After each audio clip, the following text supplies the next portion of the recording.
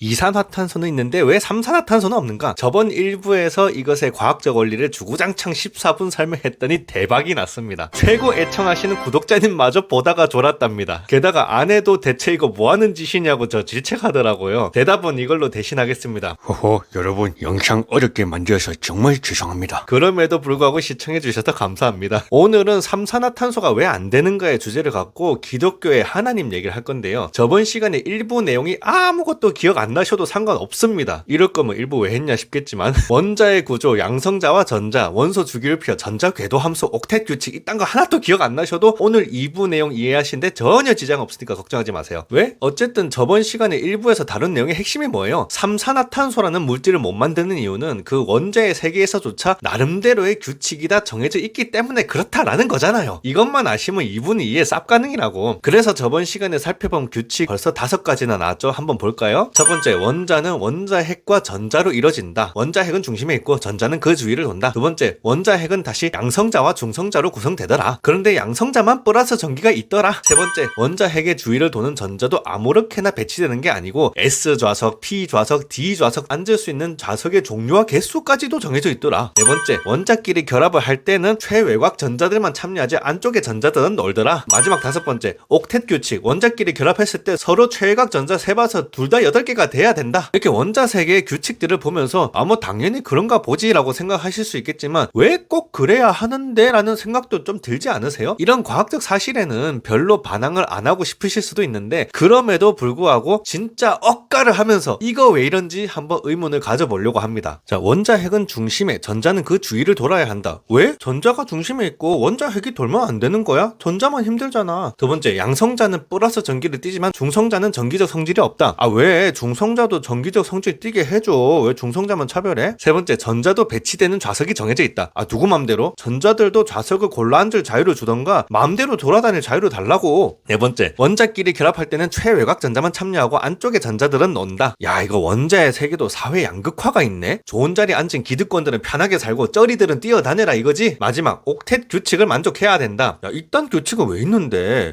서로 전자가 6개가 되든 7개가 되든 결합되게 해달라고. 우리 그냥 사랑하게 해주세요. 야, 이 자식 무슨 억가를 하고 지금 의문을 제기하고 있어. 이런 생각 드시죠? 뭐 어떻게 인간 사회랑 원자 구조를 같은 정서로 바라보려고 그래. 너 또라이냐? 이렇게 생각하고 있잖아. 그런데 그 또라이 같은 생각 요즘 우리 사회에서는 너무 잘 벌어지고 있는 거 아시나 모르겠습니다. 이거 요새 다 실제로 있는 담론이고 일부 국가에서는 심지어 법적으로도 인정받고 있는 내용들이에요. 대표적인 예시가 바로 젠더 이데올로기입니다. 여기서 잠깐, 먼저는 기독교인인 제가 젠더 이데올로기에 대해 얘기 꺼낸다고 해서 이 자식 봐라 과학 얘기하다가 벌써부터 지금 성소수자 혐오 발언하려고 지금 판 까는 거지? 라고 오해하지는 마세요. 그런 목적이 아니고 우리가 과학을 바라보는 절대주의적 관점과 젠더 이데올로기의 대표적 속성인 상대주의적 관점에 대해서 비교 설명하려고 하는 거예요. 일단은 젠더 이데올로기가 어떤 내용이 있는가 대표적인 예시 몇 개 들어드릴게요. 왜 남자와 여자만 사랑하고 결혼할 수 있어? 남자끼리도 할 수 있고 여자끼리도 결혼할 수 있는 거야. 그걸 인정하는 게 다양성을 존중하는 거야. 동성결혼 합법화해라. 왜 내 성별에 대해서 남들이 정해주고 그 사회적 관습에 따라야 해? 내 성별은 내 마음에서 정하는 대로 정해지는 거야. 나는 오늘부터 여자라고 생각하면 그 순간부터는 여자가 되는 거지. 그래서 난 오늘부터 여자 탈의실 들어갈 거고 여자 화장실 들어갈 거야. 나 때문에 불쾌감을 느꼈다고 주장하는 여자가 있으면 그년이 성차별하는 나쁜 년이니까 법적으로 고소할 거야. 알았어? 네, 맞아요. 대한민국에서는 아직까지는 좀 익숙하지 않은 담론이지만 해외에서는 이러한 담론이 진지하게 법적으로도 받아들여져서 각종 웃지 못할 사건이 벌어지고 있습니다. 분명히 남자인데 여자 화장실 들어가서 무리를 일으킨다던가 남자에서 여자로 성전환한 선수가 막 테스토스테론이 아직도 뿜뿜해. 이런 사람이 여자 격투 경기에 출전해서 여자 선수의 두개골을 골절시켜 놓을 정도로 패버린다던가 이런 사건들은 이미 새로운 이슈가 아니게 되었어요. 이런 젠더 이데올로기 같은 게 왜 유행하고 법적으로 인정까지 받게 되었나? 이거는 최근 어느 나라든지 간에 절대주의적 담론이 몰락을 했고 대신에 내가 생각하고 판단하고 정의하는 대로 그대로 존중받아야 하고 그것은 언제나 옳다라는 상대주의적 관점이 되게 트렌디하게 자리 잡게 된 원인이 큽니다. 너도 옳고 나도 옳아. 세상에 절대적인 진리는 없어. 절대자 신 같은 게 어딨냐? 이런 생각들이 너무나 당연하고 상식적으로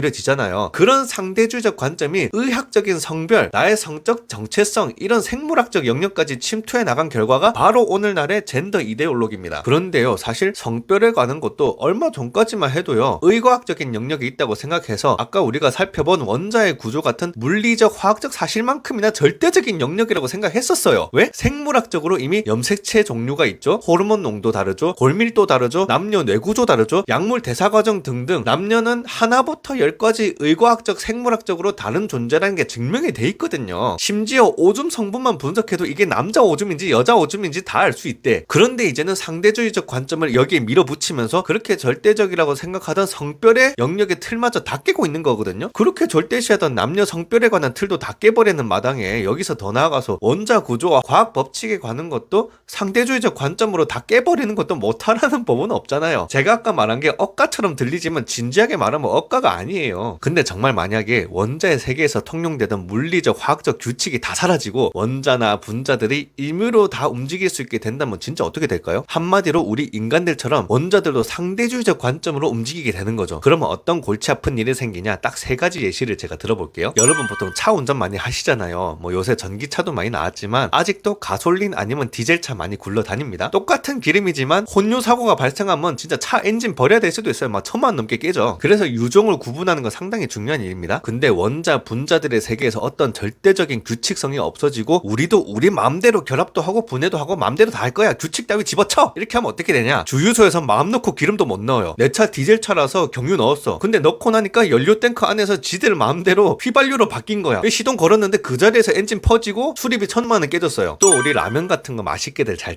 드시잖아요. 라면은 특히 물이 뜨겁게 잘 끓어야 맛있게 됩니다. 근데 이놈의 물이 지 기분 따라서 어느 날에는 50도에서 끓고 어느 날에는 200도에서 끓고 그런다고 생각해봐요. 어떤 날은 물 팔팔 끓는데 라면 넣고 맛있게 3병 끓였는데 아직도 덜 익은 꼬들면이야. 어느 날은 또 곤죽이 돼버렸네? 열 받아요 안 받아요 이러면. 아니 우리 집이 무슨 기압이 왔다 갔다 하는 실험실도 아니고 물 끓는 점이 지멋대로 왔다 갔다 하면 이거 환장하는 거 아닙니까? 마지막으로 병원 가서 약 처방도 마음 놓고 못 받아요. 왜? 병 고치려고 항생제, 진통제 처방 받았는데 이 약을 구성하는 분자들이 지멋대로 결합을 바꿔서 몸속에서 막 청산가리 같은 게 돼버리면 먹고 그 자리에서 죽는 거예요. 예를 들면 진통제 중에 디클로페나 칼륨염 같은 거 있는데 여기에는 탄소, 질소, 칼륨 다 들어있거든요. 이것들이 지들 마음대로 결합을 바꿔서 시아나 칼륨으로 딱 변신해버리면 그게 청산가리 독극물 되는 거예요. 원자, 분자들이 우리처럼 상대주의적 관점을 갖고 마구잡이로 행동할 수 있다면 이런 일이 발생한다니까요. 여러분 자연 법칙이 상대적이지 않고 절대적이라는 게 생각해보면 얼마나 다행인 일인지 아시겠어요? 우리가 아무리 세상에 절대적인 진리는 없어 모든 건 상대적이고 내가 생각하기 나름이야 라고 외치고 살지만 세상은 그 절대적인 진리와 법칙 때문에 존재하고 돌아가요. 아니 또 재밌는 거는 그렇게 상대주의를 외치는 분들도 결국 과학적 진리의 절대성을 굳건하게 믿더라고. 이건 무슨 모순이에요. 결국은 이렇게 도저히 억가할 수 없는 과학적 진리는 절대적으로 믿겠지만 종교, 사상, 윤리 같은 것들만 상대주의적으로 믿고 살겠다는 거 아닙니까? 왜? 그래야 내 맘대로 살 수 있으니까. 그래서 저는 말씀드리는 거예요. 아무리 상대주의를 외쳐도 우리 모두가 사는 세상은 결국 절대적으로 짜맞추어진 어떤 형태의 진리와 법칙으로 인해서 존재하고 돌아간다는 거예요. 세상을 유지하는 거는 무한정의 자유가 아니라 질서라는 거죠. 이거를 부정하면 안 된다는 거예요. 과학이 그걸 말해주고 있잖아요. 또 이 자연 법칙이 갖고 있는 두 번째 큰 특징이 있는데 그거는 바로 정교함입니다. 우리 그 스위스 장인이 만든 기계식 손목시계 보신 적 있죠? 그 장치가 엄청나게 정교하거든요. 감탄을 유발합니다. 막 그 기계식 손목시계 자체 크기는 500원 동전보다 조금 큰 정도인데 그 안에 톱니바퀴가 수백 개가 들어가요. 그리고 어떤 톱니바퀴는 진짜 현미경으로 봐야 될 정도로 작은 게 있어. 그렇게 현미경으로 봐야 될 만한 작은 톱니바퀴가 정확한 치수로 가공이 돼 있다고요. 기계식 손목시계도 이 정도인데 이것보다 더 경이로운 분야가 하나 있죠. 바로 반도체 공정입니다. 이른바 그 삼성전자에서 반도체 만들 때 쓰는 3나노 공정이라는 게 있는데 전자회로 선의 두께가 3나노미터라는 의미예요. 옛날 같으면 회로 만들 때 커다란 기판 놔두고 거기다가 막 부품 꽂고 전선 연결해서 이렇게 전자회로 만들었는데 이 기술 덕분에 지금은 손톱만한 크기의 기판에다가 훨씬 뛰어난 성능을 자랑하는 회로를 구성할 수 있는 거예요. 참고로 3나노미터가 어느 정도냐? 머리카락을 세로 방향으로 5만 등분을 하면 나오는 크기라고 합니다. 그런데 오늘 우리가 살펴볼 원자의 세계는 이거보다 더 미세해요. 원자 하나 크기가 보통 0.2나노미터라고 합니다. 3나노미터 공정의 회로 두께보다 15배가 더 작아요. 근데 이 0.2나노미터 안에 정밀한 세계에서 제가 일부에서 설명했던 여러 가지 규칙에 따라서 원자핵 주변에 전자들이 이렇게 규칙적으로 배치가 되고 분자들이 일정한 규칙에 따라서 한치도 오차 없이 척척 돌아가며 결합을 하더라는 거예요. 미세함과 정교함으로 따지자면 반도체 기술을 비할 바가 아니에요. 만약에 저 같은 일반인한테 야, 너 재료 다 줄 거니까 수작업으로 기계식 손목시계 만들어봐 라던가 삼성에서 만드는 3나노 공정 반도체 집적회로 만들어서 출시해봐 이렇게 하면 어떻게 될까요? 당연히 못 만들겠죠. 왜 못 만듭니까? 기술이 없고 지식이 없고 총체적으로 만들 능력이 안 되니까 못 만드는 거예요. 그래서 제가 괜히 이 얘기 듣고 오기가 생겨서 억지를 부리는 거야. 야야 그래 재료 내 앞에 두고 가봐. 이 재료 놔두고 한 30년 기다리면은 네가 원하는 그 손목시계 반도체 회로 다 만들어질 거니까 그때 찾으러 와. 그럼 여러분 뭐라고 했어요? 뭔 개소리야! 가만히 있으면 만들어진다고? 그거에 뭐 대단한 기술이 필요하냐? 그냥 재료만 주면 이렇게 저렇게 뒤섞다 보면 다 저절로 만들어지는 거니까 재료 넣고 한 30년 기다려 보라고. 여러분 저거 뭐라고 하겠습니까? 미친놈이냐 또라이냐? 야 못 만들면 못 만든다고 해. 왜 쓸데없는 억지를 부리고 앉아있어 이러겠죠. 그런데 말입니다. 이렇게 정밀하고 고도의 기술이 필요한 기계식 손목시계나 반도체 회로는 저절로 만들어질 거라고 하면 미친놈 사기꾼이라고 하는데, 그보다 더 정밀한 원자의 세계, 자연법칙의 세계는 그냥 저절로 만들어진 거라고 믿어 의심치 않는 사람들이 지구상의 절반 이상이 넘습니다. 이거 왜 이럴까요? 뭔가 이상하지 않습니까? 스위스 시계는 장인의 손길이 있어야 가능하다고 믿으면서 삼성 반도체 3나노 공정 기술은 인류 최고의 기술이 투입된 성과물이다 라고 감탄하면서 그보다 훨씬 더 정교한 원자의 세계에 대해서는 그냥 자연스럽게 생겼지 뭐. 우연이 된 거야. 원래 그렇게 된 거지 절대로 신이나 누군가가 의도적으로 설계하고 만든 거 아니야.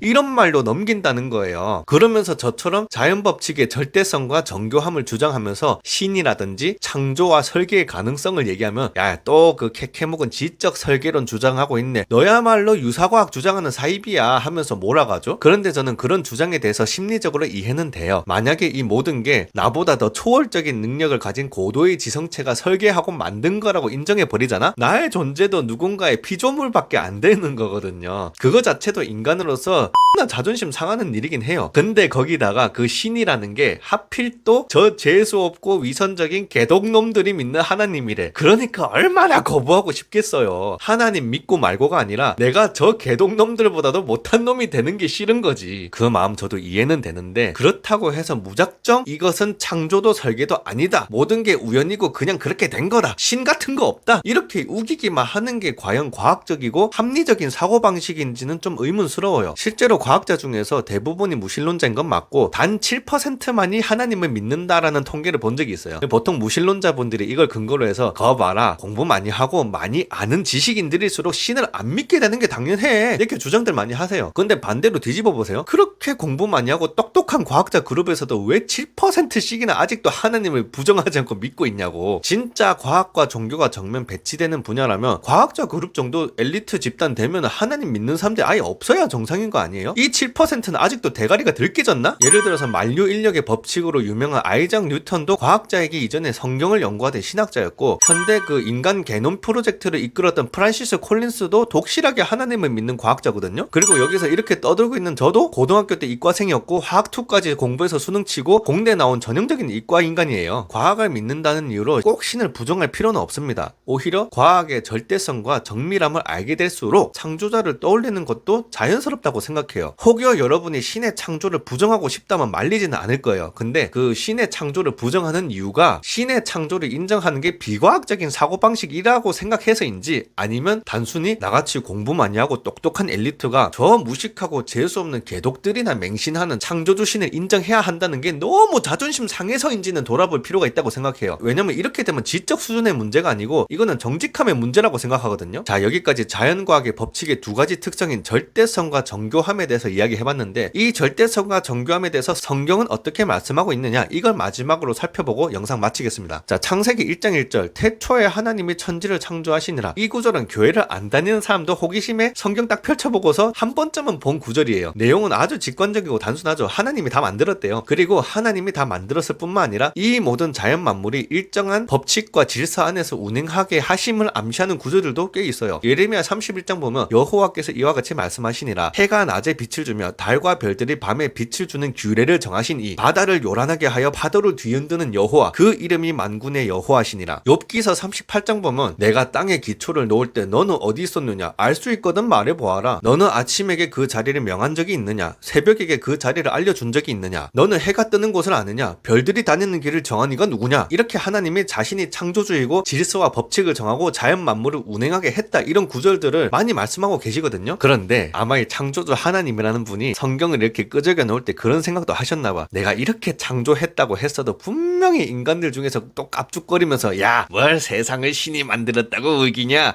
증거 대봐 하는 놈들 분명히 있겠지? 라고 생각하셨나봐요. 그래서 신약 성경 로마서에 보면 이런 구절도 있어요. 로마서 1장 20절 창세로부터 그의 보이지 아니하는 것들 곧 그의 영원하신 만드신 능력과 신성이 그가 만드신 만물에 분명히 보여 알려졌나니 그러므로 그들이 핑계하지 못할지니라. 이 말은 2000년 전에 예수님의 제자였던 사도 바울이라는 사람이 한 말입니다. 사도 바울은 신약 성경 대부분을 집필한 유명한 사람인데 고대 그리스 철학과 유대교 교리에 정통한 엘리트로서 다른 제자들보다 다소 늦게 예수님을 믿게 된 사람이라고 알려져 있어요. 이 양반은 거의 2000년 전 사람이라서 아까 제가 말했던 현대 물리학, 화학의 이론 같은 건 모르는 사람입니다. 그럼에도 불구하고 하나님의 신성이 그가 만드신 만물에 분명히 보여 알려졌다. 그러므로 하나님이 없다고 핑계하지 못할지니라 라는 통찰의 말을 남긴 게 참 의미심장합니다. 그리고 그 성경 구절대로 정말 각종 과학적 사실을 통해서 하나님의 신성을 발견하고 인정하면서 핑계하지 못하는 자들이 비록 소수이긴 하지만 저명한 과학자나 저 같은 일반인 그룹에 널리 포진을 하고 있다는 거예요. 어쩌면 오늘 우리가 원자의 세계를 들여다보면서 발견했던 정교한 규칙들이나 공식들이 2000년 전에 사도 바울 선생이 말한 그대로 신의 능력이 만물에 보여지는 빙산의 일각은 아닐지. 지금도 과학자들은 원자의 세계를 넘어서 이제 막 쿼크, 막 미립자 세계까지 연구하고 있는데 연구가 진행될수록 다들 어떤 생각을 하게 될지 좀 궁금해지긴 합니다. 자, 오늘의 진짜 영상 마무리는 제 얘기인데 제가 대학교를 졸업하고 나서 저를 가르쳤던 교수님을 우연히 길거리에서 마주친 적이 있어요. 그때 나눴던 대화로 오늘 영상 마무리하겠습니다. 아유, 교수님 안녕하세요. 오랜만입니다. 오, 그래, 잘 지냈어? 졸업도 했는데 요새 뭐하고 지내? 아, 좀 생뚱맞긴 한데 저 신학 공부를 좀 해볼까 생각하고 있거든요. 되게 의외죠.